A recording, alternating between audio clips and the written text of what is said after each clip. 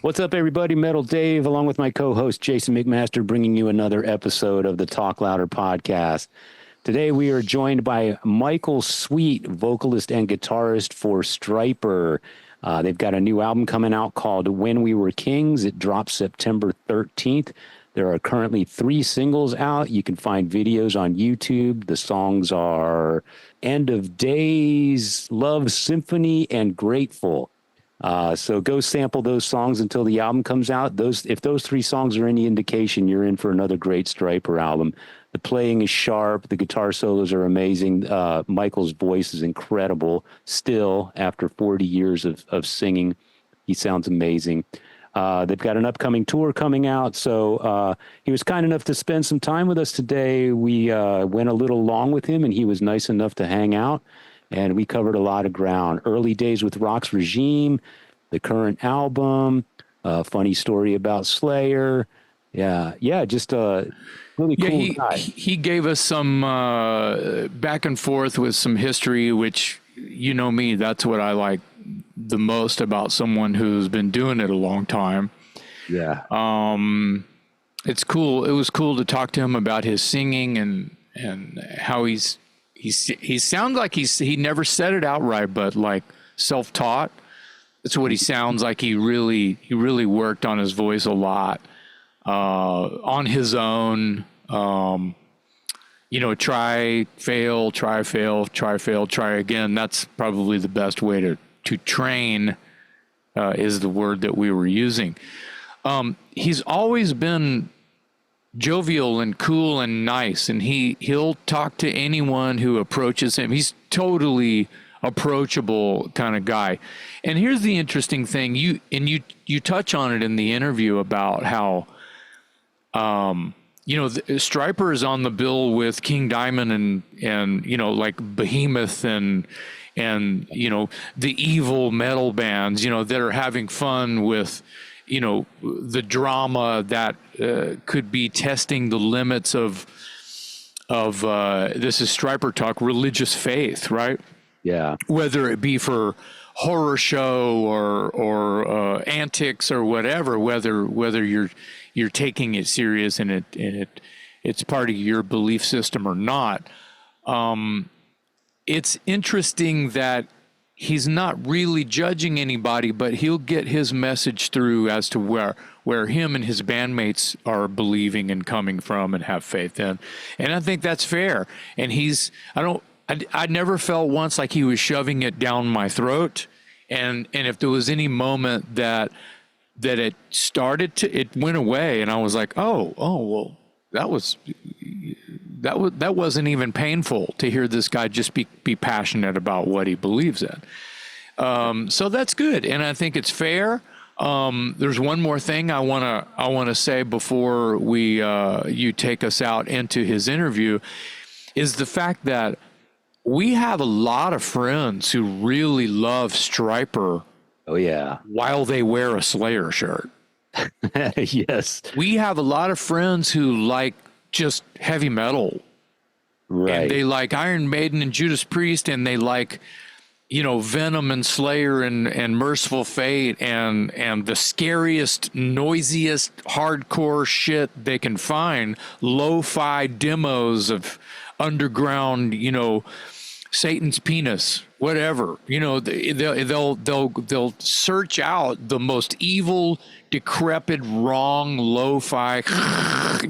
They'll listen to a demo of just sounds like white noise and go, "Oh, it's my new favorite shit," and then they'll listen to a Stryper record. Yeah. So this is this omnivorous fan of loud rock, to bring it all to totally generalize and take all the color out and just say rock and roll or hard rock or whatever. And you know what? I think that's awesome. That whatever you can hear and go, wow, that's cool. I really like that. I want to buy the record. I want to support this band or whatever. And you're so open-minded about what you like, you can find the good in that. And I feel that way about Stryper. I don't own Stryper's records, but you know what? You know what I like? Watching them live. They are a kick-ass loud metal band live. And there's, like Michael says, there's hooks everywhere, but there's all kinds of shredding guitar solo and heavy metal riffs. Yeah. Next thing you know, right after the big Journey chorus, there's this really chuggy, heavy shredding thing that you're going, damn, that's rat, Yeah.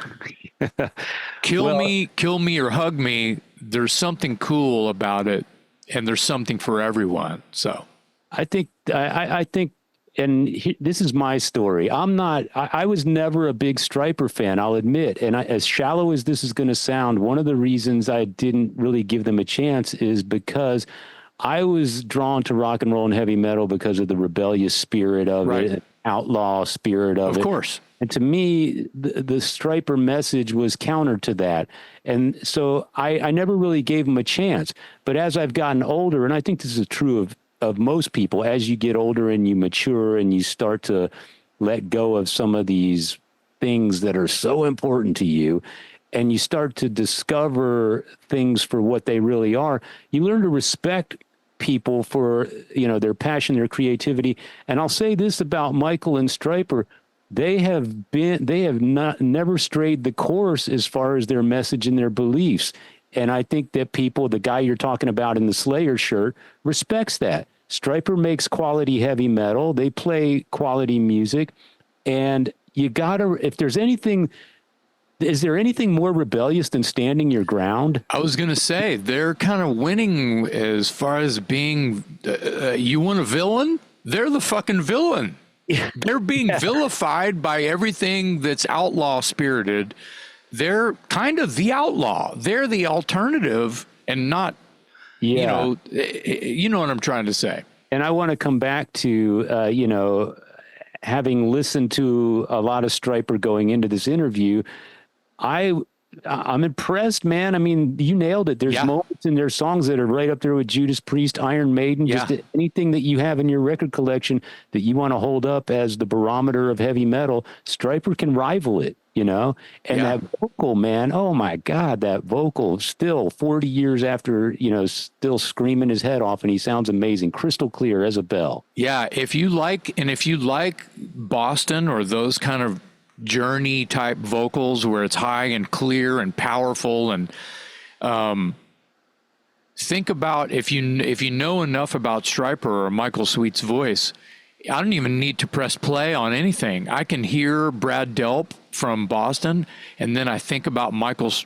It becomes one. Yeah, the range and the power and those top notes that are like almost inhuman. Yeah, Michael can hit that shit. And it's no accident that Michael actually spent some time singing for Boston, which we talk about today as well. Amazing. So, yeah. What a great career. What a cool dude. Had a lot of fun talking to him. I have really enjoyed going down a Stryper rabbit hole. It's not something I do often, but I will do it again. I will do it again, man. They're putting out great stuff, and I look forward to seeing them someday when they make their way to Texas. So. I once covered a Stryper song. I was working with some guys in the mid 80s just for fun on the side. I was still in Watchtower, and they had me learn To Hell with the Devil. Had a blast. Yeah. Great song. Fun. Yeah, man. Exactly. Yeah. Exactly. So great show today. A lot of fun with Michael Sweet from Stryper on the Talk Louder podcast.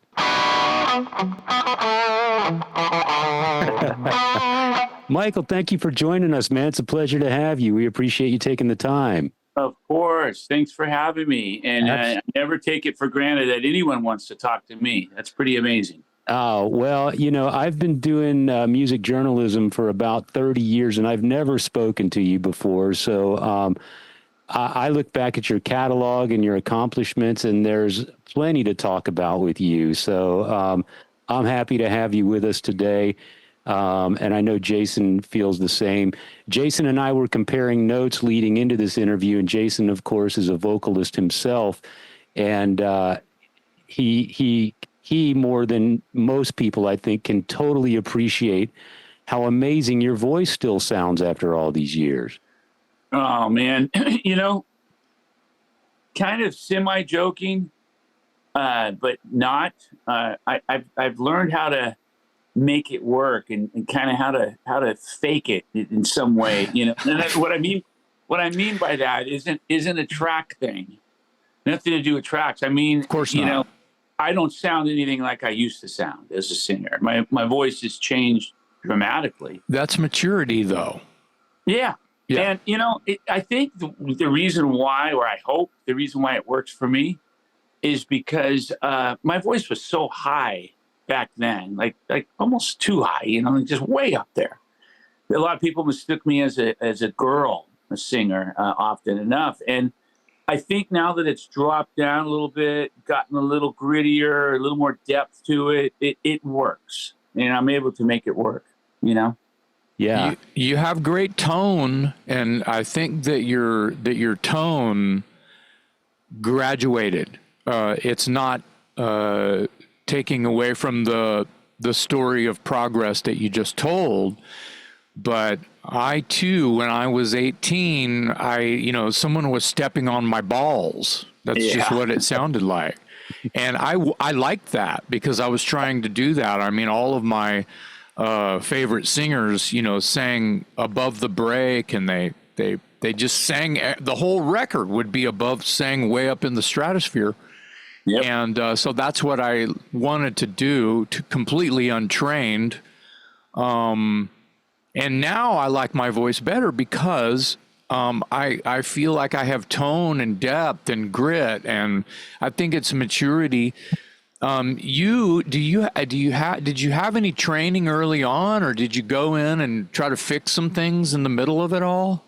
You know, the only training I ever had, the first training I had was with myself. So I didn't like where my voice was back when I was, 14, 15, 16, 17 years old. It hadn't developed yet, obviously physically and naturally, but also just stylistically. So I heard Priest for the first time. I heard Diamonds and Rust live from Unleashed in the East, and that changed me as a singer. I went home. It made me say, it was a wake-up call. Like, okay, get serious about your voice. So I started working on my range, my vibrato, and my upper register. And I kind of jumped leaps and bounds, over a year period. And when we started performing, people were like, is that the same singer? Had a completely different voice. And as years have gone by, we took lessons from Elizabeth Sabine out in L.A. Okay. She was an infamous vocal coach, amazing person, amazing singer. And, I took a few lessons from her. I grew up in a musical family. My parents were singers. So I grew up around singing and how to sing and how to harmonize and locking in and all that stuff. But in terms of like training, do I go every week and train, or every month and train, or even every year and train? No. I as a guitar player, the same applies. I'm not a trained guitarist. I'm an ear player and an ear singer, pretty much. Yeah. I guess, to be clear, I was using the word trained very loosely. But yeah, I think that learning from yourself by recording yourself and listening back and going, that's not right yet, is the best sort of training, I guess. To be clear, when was the first time you ever heard your voice back on tape, as it were? Oh gosh, I think I heard some live audio way back in the day. We would record on a cheap stereo cassette recorder. But when I heard the studio stuff, we started doing demos. We'd go work for a month and then have enough money, pull it together and go do a demo. And this went on for years. First time I heard myself on a demo is when I thought, okay, there's my voice. That's my voice. And, parts of it I liked, parts of it I didn't like. Yeah. Parts of it to this day I like, parts I don't like. I'm a very dramatic singer. Yeah. So I am very, almost more theatrical and operatic, very, and some people don't like that. Some people don't like that at all. It annoys them. And, I grew up on guys like Dio and Halford and Bruce Dickinson and those types of singers. Yeah. Well, yeah. that explains everything, all the stuff you fell in love with, as far as singing goes in hard rock and metal. You're applying, and you're applying very well. And so, yeah, I understand. You're also singing what the song is asking you to sing, and that's not always the case with. Well, you go through those phases where what kind of song am I writing right now, and what kind of vocal approach do I take to this? And I feel you figured that out early on. It was probably because you guys were recording early. The old boombox rehearsal tapes. It's the first time I heard myself, and I was like, well, that's not going to work. So, it's constant learning. First time I saw you live, I had heard your records, of course, was in, it would have been February 20th, 1985 at the Austin Opera House. My band Watchtower opened for you guys. Okay. And you and Robert came in our dressing room after our set, and you guys were so nice to us. You guys were so complimentary to us, and that was my first experience.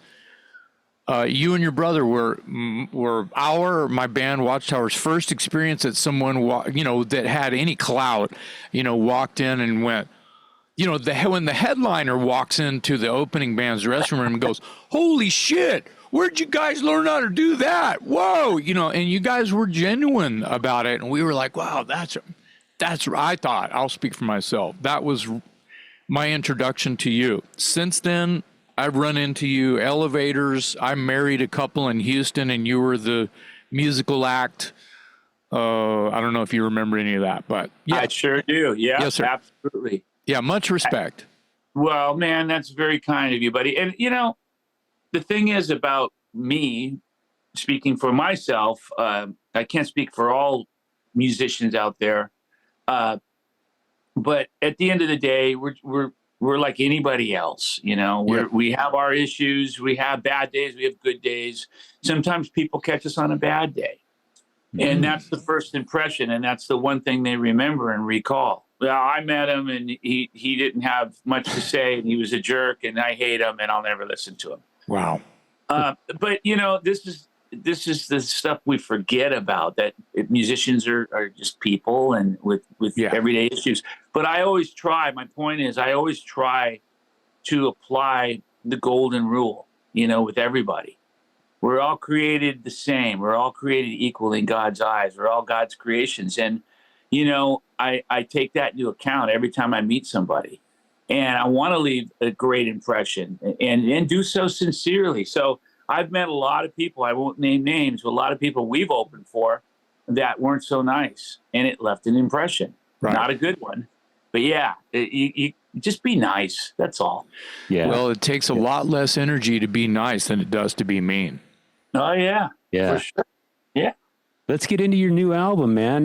You've got a new album coming out September 13th. It's called When We Were Kings. I've heard 3 tracks off it so far: Love Symphony, Grateful, End of Days. First of all, the album cover, the artwork is amazing. I've always said that you can't make a better first impression than having a great band name and a great album cover. So can you spend a couple minutes real quick about talking about the cover? It almost looks like an extension from the Final Battle artwork, but I might be wrong. No, it is. It's kind of, I always refer to it as a series. If you go back to No More Hell to Pay, back 2013, and you follow every album released since then to now, When We Were Kings, it's like a series. They all have similarities, but they're all different. This album cover in particular is trying to portray, and I think the artist did a great job doing this, to portray the fact that Christ is the king, and we're all kings in our own way, and God wants to bless each and every one of us, and he looks at us as perfect creations. So people were trying to figure out, like, what are you trying to say? Like, you're also kings like Christ, or I think people were just overthinking it, right? But it was just, obviously we're behind Christ, and he's in the forefront, and he's the King of Kings. But this song itself lyrically is referring to and reminiscing on the past, the glory days. You know, we all do that. We're sitting around like, man, you remember back in '86 when we played that place and it was a packed out house and we had a gold record, or wow, wasn't that incredible? Just in light and fun, reminiscing about the old days. And that's what the song's about. Like, guys, remember when we were kings, you know? Wasn't that amazing? And it's just a fun 80s, make you feel good song. Glory days. I noticed too. Yeah, I caught that it's past tense, when we were kings, and a lot of your fans and a lot of people would argue that you guys are still on top of your game, man. You're still kings. Because that's the first thing that caught my attention. It's like, is he admitting that there was a time when they were better than they are now? Because I think you're doing fantastic work right now. Your new album is testament to that. Well, thank you, man. And you know, look, I humbly have to agree. I think we're better now than we were then. I think we're always improving, or certainly trying to. We strive for that and for perfection. But you know, it's one of those things where I don't think I'm referring to in the lyrics about remember how good we used to be and we're not now, but more so like remember the glory days where we were, you know, selling out arenas and going and touring for 6 months straight. We had 3 buses and 3 semis, and man, that was insane. A band like us singing about Jesus, that's just wild. Yeah. It's more of that thinking, you know? Yeah. Yeah. And as you said, we're all, you know, I don't want to say the word, I don't want to use the word guilty, but we all do that. We look back through the family photo album and go, that was a great time, man. Remember that? Remember how cool I was in 10th grade? Yeah. And yeah, of course. That's it. And when you see the video, there's a video coming for that. We just saw the final cut of it. It's phenomenal, man. It's going to take you down. It's going to take you on a ride throughout the history of the band back nice. In those days, and even some new stuff. But it's so cool. And when we watch it, we're all like getting goosebumps and like, whoa, this is powerful. It's very cool. I can't wait for everyone to see it. Yeah. I love those career retrospect sort of flashback through time videos because as you can tell from our backgrounds, Jason and I, we're nerds, we're collectors. So we relish all that stuff and the memories that comes along with it, you know? Oh, yeah. The singles that are out, Love Symphony, Grateful, amazing. And End of Days in particular, I was going to ask you, the video for that song, there's a lot of war imagery. And so I wanted to ask you, is the ongoing battle of good and evil just hopelessly eternal? I mean, we as a species have had war and conflict since the beginning of time. And I know we all want to be optimistic and we all hope for better days and that sort of thing.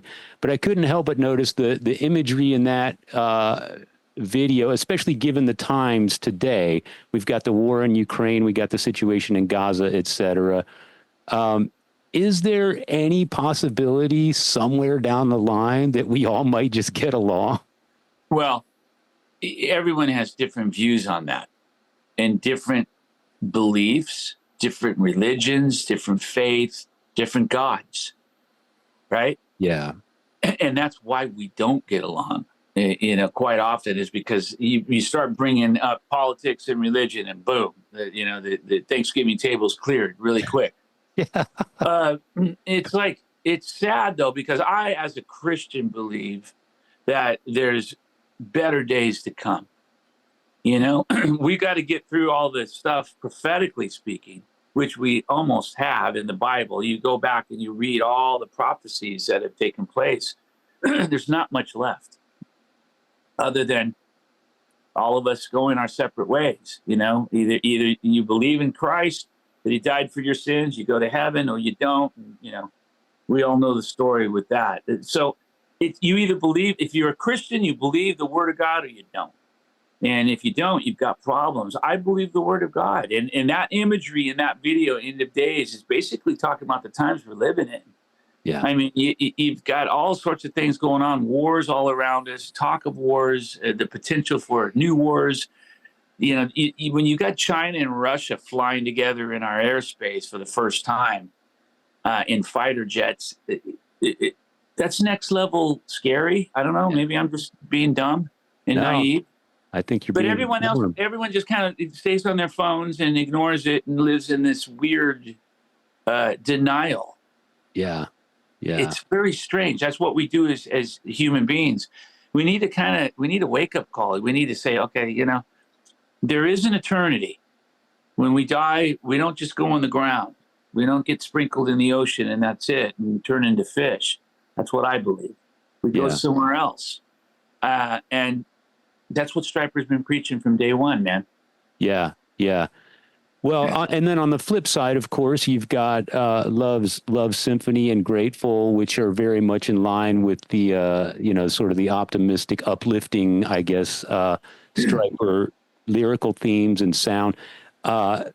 Love Symphony, the chorus almost sounds like a church hymn. I mean, that thing is just glorious, man. It's huge, and it sounds like it could be played on a church organ with everybody in the choir and in the congregation singing along to it. I call that so cool. I call that cathedral. Just that sound, that tone. It's cathedral.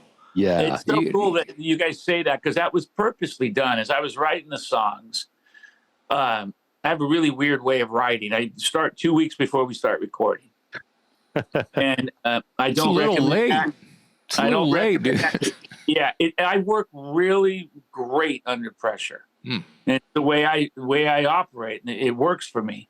So once I start writing those songs, and on this album in particular, I had the constant thought of make sure the choruses are anthems.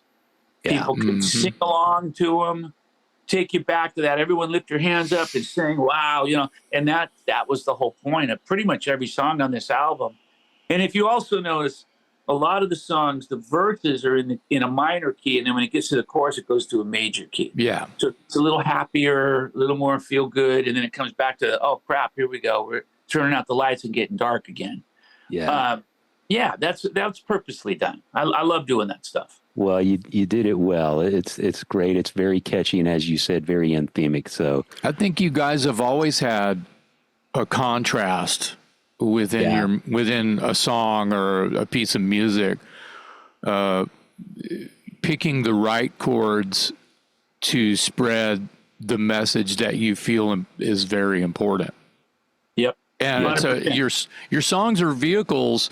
I mean, if a band has I'm kind of generalizing and not just talking about you or Stryper or the way that it works, but I'm generalizing. I feel like it's very important that if you have a thing, and you guys have a thing, you need to set the vessel up correctly to get that message and make people feel enlightened when they hear the song. Even the very first time. Oh, man, I don't know if I like that. I need to hear that again. No. You need to hear it again, but you know what I mean? I feel like you're ramping everything up in the right way. You guys write great songs. Well, thank you. That means the world. I love writing. I mean, that's probably my first love when it comes to music is writing. When I was a kid, 3 years old, I was sitting bopping. My parents called it bopping. The minute music would start, I'd start rocking back and forth and making up lyrics and melodies. Music is just in my DNA. Writing is in my DNA, and I love it. And I do try as a writer always to make everything a hook, you know, and not do anything that's predictable. I like doing things that aren't predictable, you know, like the first chorus when it's in the middle of the chorus, turning around instead of going back to a D, we'll go to a D minor. Or we'll go to an E minor. We're just throwing in those little things that are different when you're learning the song, and that's really the only way you know. When you learn a Stryper song, you're like, oh man, there's probably more to this than I thought. Yeah, and there is. Yeah. We were talking earlier. The topic was end of days, and we were talking about tolerance or the lack thereof in the world, and I wanted to ask you, because I feel like over the years, I feel like the heavy metal community or the hard rock community has proven to be one of the more tolerant groups of people out there. And I use examples like Stryper. I remember when you guys first came out, you faced a certain amount of ridicule because of your belief in your lyrics. I remember Rob Halford wouldn't come out of the closet because he was afraid he'd lose his fan base. I remember when certain ethnicities might have been excluded from the hard rock heavy metal community. Women weren't as prevalent as they are today. And we're the group of people that society kind of marginalizes and thinks that we're just a bunch of knuckle dragging animals. Do you feel like there's less of a need to quote unquote defend yourself anymore because people have just learned to accept the music at face value for what it is? Well, going off of my socials and my Instagram account and Facebook account, the answer to that would be it's still a struggle. Yeah. I mean, yeah, it's.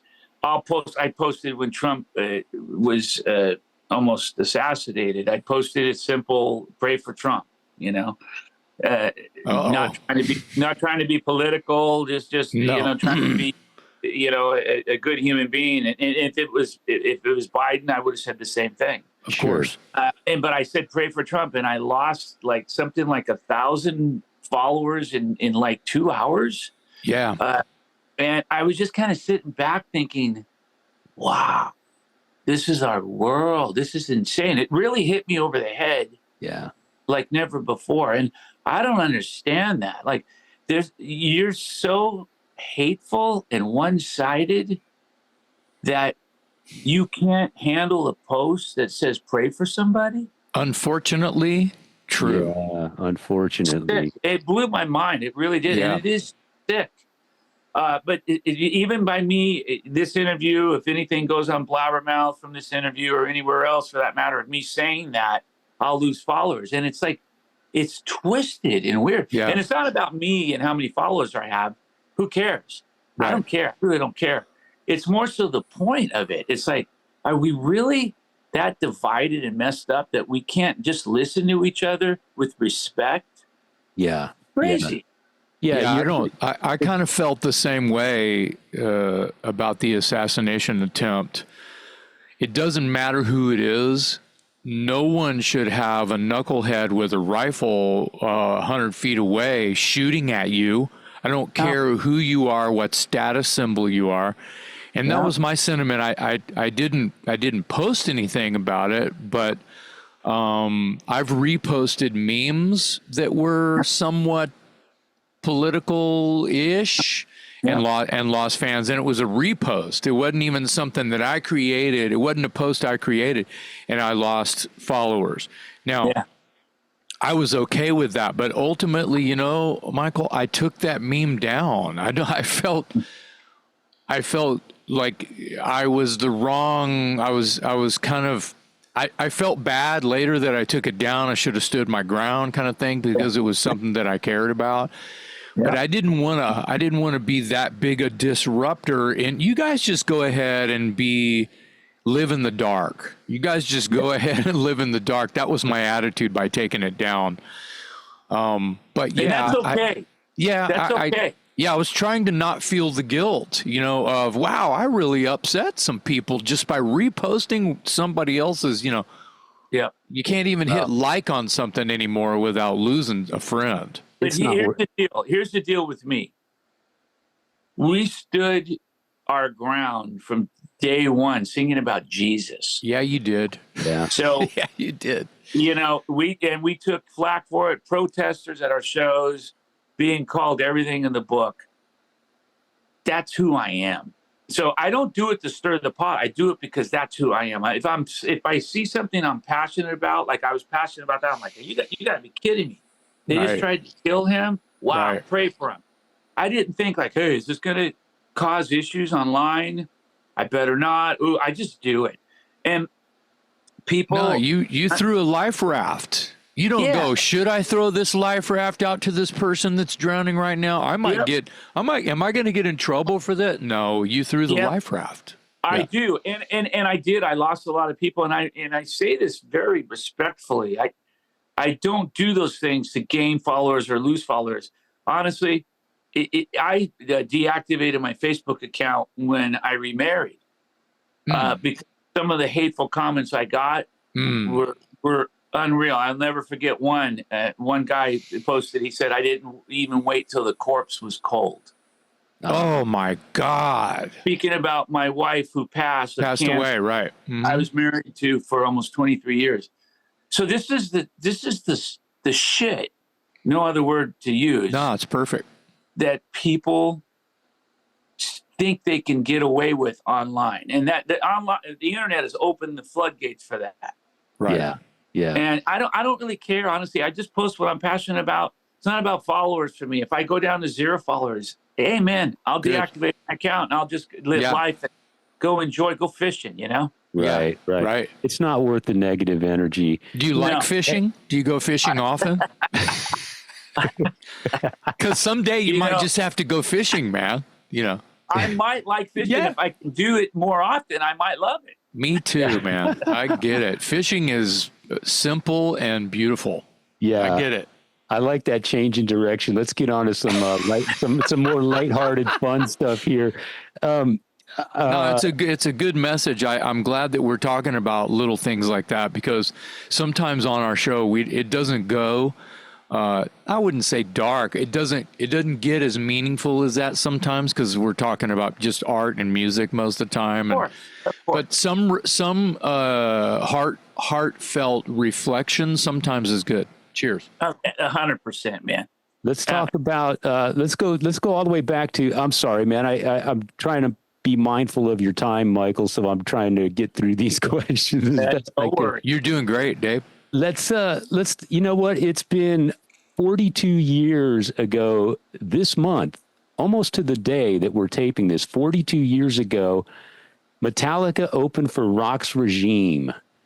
And of course, Roxx Regime was Stryper before you were called Stryper. What do you remember about that gig in particular? You know, I remember kind of briefly meeting the guys. This is when Dave was in the band, you know. And Ron McGovney, I believe, too. Yeah. Yep. And meeting the guys and just a quick hello. So I didn't really get to know him. I found out later down the road that Dave Mustaine, I guess, sold pot to our bass player at the time. To Tim? No, it wasn't. Oh, it wasn't Tim. Okay. It was actually a guy by the name of John Voorhees. Okay. And John, that name sounds familiar. That name is John Voorhees. John kind of helped get that gig because he knew Dave. That was the connection.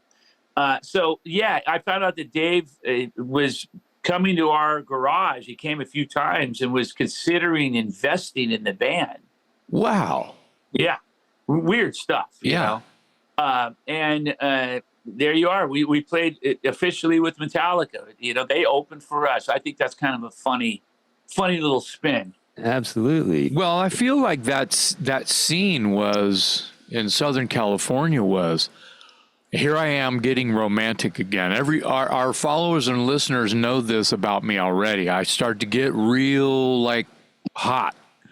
Yep. When I think about the Southern California metal scene, the budding thrash metal scene, the budding Sunset Strip, if you will, I don't know what to call it. I don't want to call it glam. And you guys were, and then there was you guys in whatever formation, whatever banner you were going under. And you guys were kind of fitting because, you know, I've always thought you guys were kind of heavy.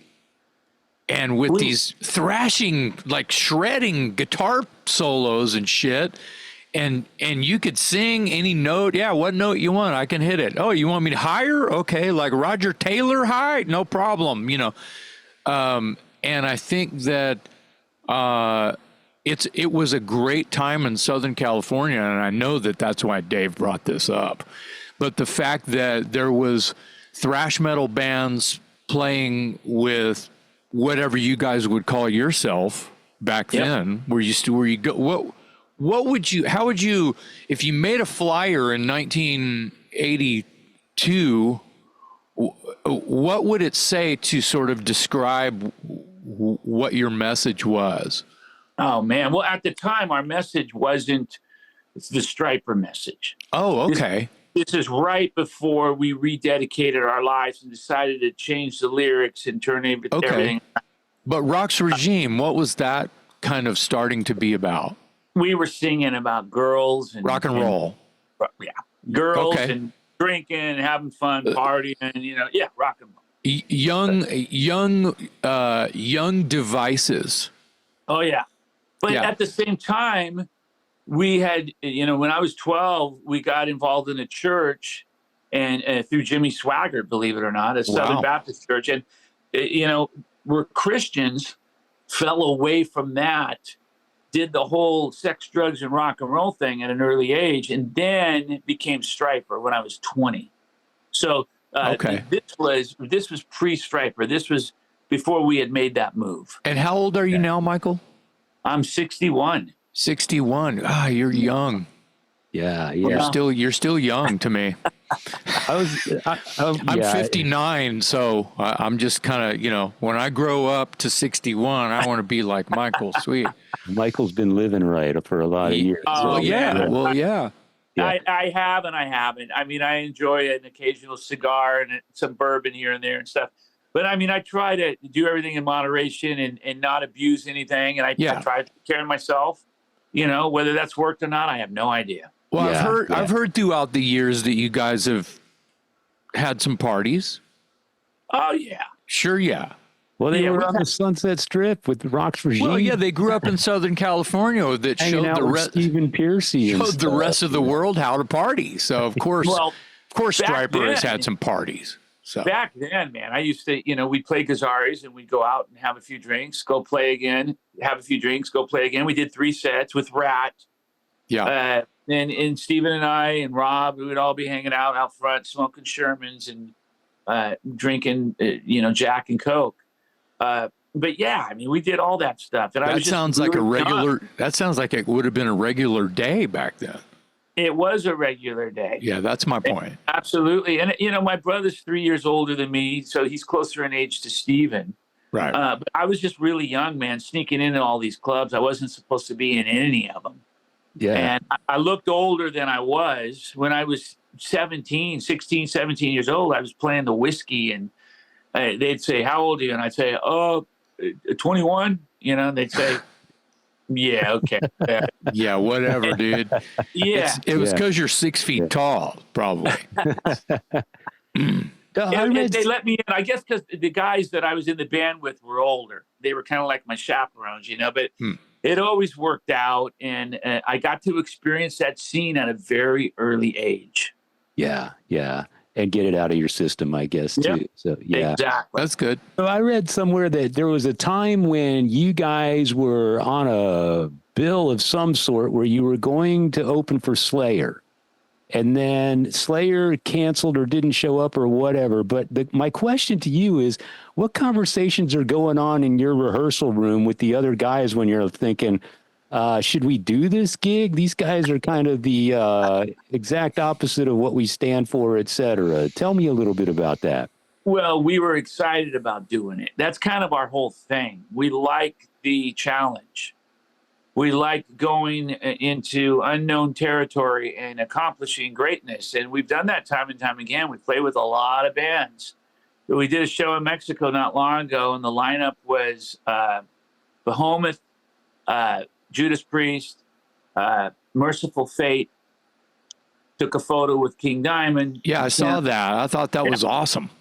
Yeah. Yeah. I mean, we've been doing this from the very beginning, playing with these kinds of bands. So playing with Slayer was like, it would have been like with the Bee Gees for us, Another day. Right. Yeah. Exactly. I look at that, especially nowadays, especially festivals, I should say, because they're not going to have a thrash metal stage and a classic rock stage and a country stage. They're just putting everybody together. Do you remember? Of course you remember, you're of age, where AC/DC would tour with Journey and the Bee Gees would play with, the Rolling Stones or whatever, It was just everything was just rock and roll back then. Yeah, It was totally. Frank Zappa would play with AC/DC or whatever, it's. Yeah, and I miss them. Those were the best shows, package shows ever put together. And yeah, I remember there was one I think I saw was Van Halen. Oh yeah. Journey.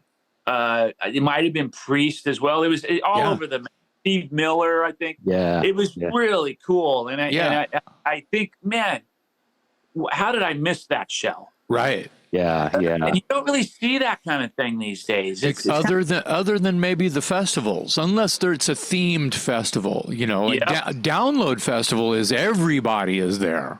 There's no rules.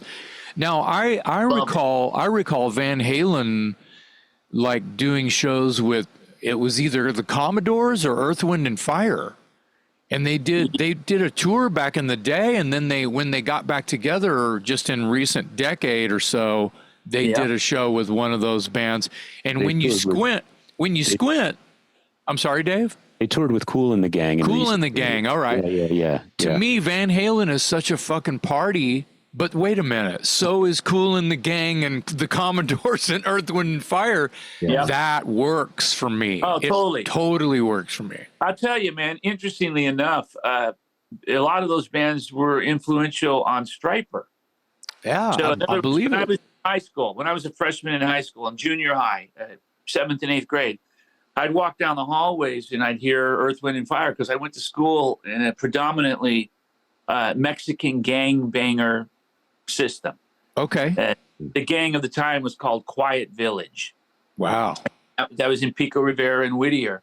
And I was one of, 15 or 20 white kids in the school who just tried to not get jumped every day. Yeah. Because they were jumping. Everyone was getting jumped. It didn't matter who you were. Oz, I think, got jumped a few times, and he's Mexican, Right. But he had long hair, and they didn't like it, whatever. But they loved Earth, Wind, and Fire and all that stuff, and they would blast it. And I got into Earth, Wind, and Fire. We covered an Earth, Wind, and Fire song, Shining Star. So yeah, that's right. You guys did that. So that was a great version. Yeah, and if you recall, Van Halen covered a lot of those cool songs back in the day. Yeah, because I think Roth more so was influenced by the R&B stuff and some of those bands. Totally. Yeah. Hey, we're coming up on time, and I've got a few more questions I want to ask you. Yeah. We can't let you go without talking about Boston, man. I mean, crazy. Man. So that is a bittersweet time for you, as I understand it, because obviously singing for Boston, wow, what an honor. And I wanted to know if there was any auditions, but that's not the way it worked. You kind of got called to stand in at a gig, and then it turned into something more. And at the same time, you were kind of caring for your wife, who you mentioned earlier, your wife at the time, who was very ill. So you've got this dichotomy or juxtaposition of this career highlight, but this personal thing in your life that's very emotional and difficult. Tell me about, the first time you were contacted by Boston to do that one show, and then how did it... I mean, it must have been amazing for you to go out and sing those songs. Well, it was interesting because you hit the nail on the head with a highlight of my life and the lowest point of my life, Yeah. And it was weird. I'd go out and mow the lawn and curse God, and here I am, a Christian, and I'm like out there, swearing and cursing God, asking why. I hope someone told you that that's okay. I know. Yeah, absolutely. And, I couldn't comprehend it. We had devoted our lives to God, and here my wife is suffering, and she had a heart of gold, and, didn't deserve it, like anyone that suffers like that. But anyway, I'm out there mowing the lawn, cursing God, and I get a phone call from Tom Schultz. Yeah. Prior to that, his wife had reached out to management and said they were thinking about having me to come sing a song at what was going to be their last show. Then I get a phone call from Tom, and it said restricted, and I never answered the call. I shut the mower off and answered this time, which was really bizarre. And it's Tom, and I'm just sitting there going, oh, my God, big influence on me. Yeah. That first Boston album changed Dude. my life. He said, Yeah. So he's talking about how great Stryper is, and he went out and bought all of our albums and was listening. He's really blown away, really impressed with the songwriting and my voice. It just went on and on. So complimentary. And he said, I'm so impressed that we had some singers drop out. We had Sammy Hagar come in. We had Mickey Thomas come in. They can't come. So we want you to come and sing more. And I said, oh, okay. And then when I got off the phone with him, that's when I said, oh, crap. I got to go sing after Brad passing to a Boston audience trying to fill his shoes, which can't be done. And the oh crap moment hit me. Yeah. So I started working on songs for a few weeks, not just vocally, but I learned all the guitar stuff too, because I don't think they knew I played. They just wanted me to sing. So I walked in with my guitar. They were blown away. We started playing 3-part harmonies, and Tom said, whoa, hold on a second. He said, the guitars have never sounded this good. And he, quote, that's what he said. And I'm like, really? What? And he said, yeah, this is crazy. I'm loving this. Long story short, went and played the gig. After the gig, he came backstage and said, we want to continue, and we want you to join the band. Awesome. And it was such a surreal moment. And then my wife is sick, and I'm her caretaker. And it was just a tug of war of all sorts of emotions. And I went and did a tour with them. One tour, I did 56 shows. Wow. Oh, yeah. It's amazing. Did you have a chance to do any writing or recording with them? Is there anything in the vaults that we might see or hear someday? I wrote, Tom was talking about starting on a new album after the tour, and I wrote some songs and went to his house and played them for him in person on an acoustic guitar, and he loved them. He's like, oh, man, yeah. Oh, wow, Michael, I love these. This is great, So basically, I went and demoed the songs, and without going into all the gory details, things weren't going as planned. In terms of my long-term position in Boston. Right. And so when I played in the demos, because I was kind of exiting and things weren't working out, he wasn't as into the songs, and they never wound up getting recorded, and I never wound up singing on an album, which I was supposed to do as well. But yeah, it just kind of took a turn. Yeah, yeah. Well, it might have taken 10 years for it to get released anyway. Considering Boston's track record, yeah. It could have. But, I don't have any regrets. I left the band. They went out and did a few more tours after I left the band. My baby, my heart, my focus is Stryper, as it should be. And I'm glad it is. But, Boston, I can't speak for them, but it just feels to me like it's kind of over and they're done with, because I think Tom's 76 or 77. Yeah. Now. And, I mean, he didn't like the tour as it was, so they haven't toured in a while. I don't know if they're going to tour again, but we'll have to see. Yeah. Well, you had a moment. Yeah, I mean, that's huge. That's huge. Yeah. Huge. It was wild, man. We went out and played the sold-out shows, Boston fans. I sang half of the set. Tommy DiCarlo sang half of the set. And I played guitar. And did you sing More Than a Feeling? We split that up. Did you do the top note? I did some of the top notes. I sang the verses. Tommy would come in on the choruses. That was one that we split up. Tommy sang Smokin', which I was like, yeah, that's great. Perfect. Because I sang Long Time. Oh, good. And, we split stuff up, and it was really cool.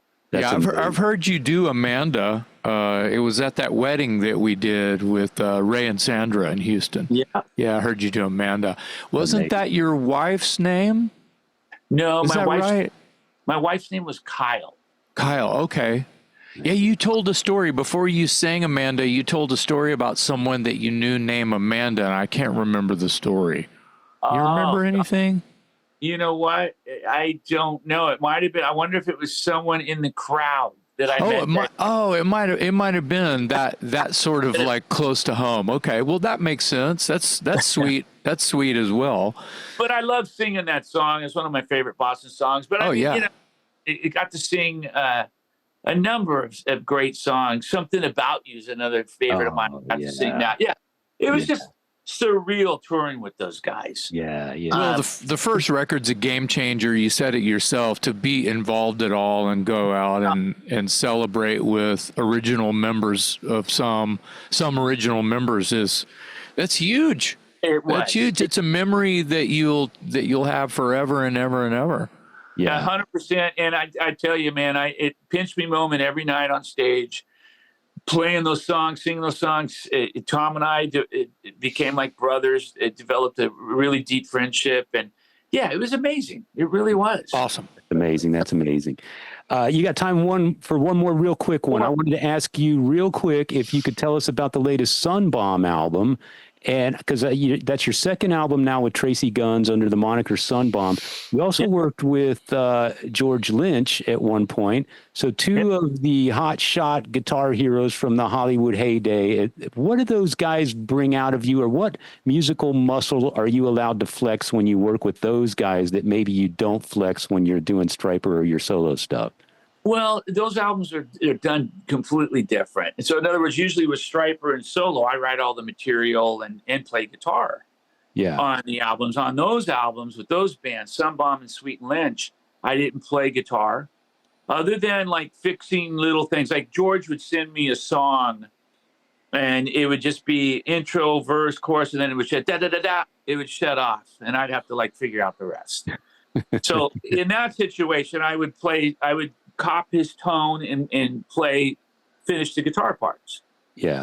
Don't tell anybody that, but that happened. And same thing. George would write the music. I would write the melodies and the lyrics. Same thing with Sunbomb. Tracy writes the music. I write the melody and the lyrics. And it works really well. It takes me out of the hot seat in terms of music. And my hopes are it brings in a little different quality. It's not so Stryper Michael Sweet sound. Yeah. Yeah. Because I'm not writing the music, but still somehow some songs wind up sounding like Stryper. Well, people are like, that sounds just like a solo or Stryper song. I'm like, well, that's weird. Talk to George because he wrote it, or talk to Tracy, he wrote it. Yeah. I don't know, man. But yeah, I love. But your melodies are going to lend it. That's default. So you can't. Yep. I mean, you're Michael Sweet. You got to be true. Michael Sweet trying to sound like somebody else. I mean, that sounds fun, but it also sounds like, do I want to go Foo Fighter or do I want to go Michael Sweet? Whatever. I just pulled that out of my hat. But yeah, no, for sure. Yeah. I on the album, the covering, you can kind of hear Michael Sweet trying to sound like someone else. Weird. We did covers. We did a bunch of covers. Yeah. And I tried to sing those songs like me, but it was really hard to not try to sing it like the original singer. Sure. So like Scorpions. I'm the same way. And when I listened to our version of it, it's a matter of fact, we were overseas playing with Scorpions. With the not Scorpions, but Scorpion members, their new band, the bass player, the drummer. Okay. And we're playing with them, and they heard our version of Blackout, and they thought it was them. They thought for a moment of the song, they thought it was their version. They're like, "Is this us?" Which kind of blew my mind. Mm. But my point is, that was me trying to sound a little bit like Klaus Meine, and I always got to be myself, man. I'm never gonna. I have a very unique, distinct voice. Love it or hate it, and you get what you get with me. Yeah, yeah. Michael, you've been more than gracious with your time today. I know we took you past time limit. We do appreciate you being so kind to stick with us for a few extra minutes. For our listeners, Michael and Stryper have a brand new album coming out. When We Were Kings, it drops September 13th. There's an upcoming tour. You guys are going out. I presume you and Oz are all healthy and ready to rock. You guys have had some health issues, but you look fantastic. I've seen Oz in action, so I guess everybody's firing on all cylinders. So look for the new album, When We Were Kings, comes out September 13th. Stryper is on tour shortly thereafter to promote it. And yeah, man, we look forward to continued success from you, continued success in your professional and your personal life. You seem like a really cool guy. I'm glad I finally got a chance to spend some time with you today. You've been wonderful, man. So thank you. Man, you guys as well. Likewise, thank you so much. And hopefully you guys can catch a show or two. Yeah, you're coming our way. We're in Austin, and I saw Austin on the itinerary. So yeah, we try and always make it get back to Texas, man. Yeah. Are you playing in Gatlinburg on the mountain? I don't think we're doing Monsters on the Mountain. Okay. This time around. Okay. Unless I'm unfamiliar with that show at the moment, but I don't believe so. But we usually rotate, like every few years. We're back on the cruise and or the mountain. Right. Yeah, I didn't remember if you were on. I'll be there. That's next week. No. We're not. It's the end of August. Yeah. Yeah. We're not on it. Maybe not next year. But, we enjoyed that show. We did it last year or 2 years ago. Wow, We had a great time. Beautiful. Yeah, you guys were amazing. Oh man, you guys were solid. We the new album to try to come out and give them a show, and Well, the new album sounds fantastic, man. I mean, I've been digging into it since I knew we were going to have you on the show, and I was just amazed. It sounds fantastic. Your voice sounds great. The guitar solos are ripping. It's really good stuff. Another credit to your catalog after 40 years of doing this. Congratulations, and thanks again for spending time with us today, Michael. On behalf of my co-host Jason, Jason McMaster, I'm Metal Dave, along with our special guest today, Michael Sweet of Stryper on the Talk Louder podcast.